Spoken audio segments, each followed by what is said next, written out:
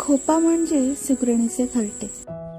सुगरण पक्षाला विणकर पक्षी असे सुद्धा म्हटले जाते. इंग्रजीमध्ये त्याला वीवर बर्ड असे म्हणतात. नरपक्षी हा पिवळ्या रंगाचा असून मादी ही तपकिरी रंगाची असते.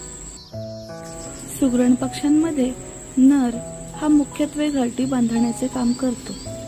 एका वेळी 4 ते 10 अर्धवट घरटी बांधून झाल्यावर नर सुगरण घरटांच्या जवळ एखाद्या ठिकाणी बसून मादीला आकृष्ट करण्यासाठी छान गाणी म्हणतो. मादी आल्यावर प्रत्येक घरटे तपासून पाहते.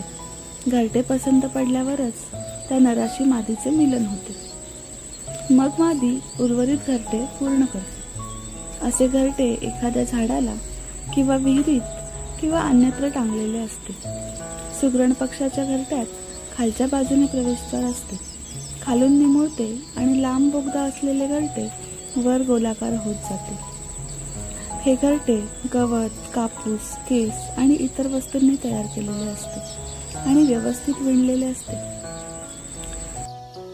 मादी एका वेळी 2 ते 4 अंडी देते. अंडी उबवणे, पिल्लांना खाऊ घालणे वगैरे कामे मादी एकटीच करते. एका मादीशी संबंध आल्यावर नर दुसऱ्या मादीला बोलवण्यासाठी परत गाणी म्हणतो.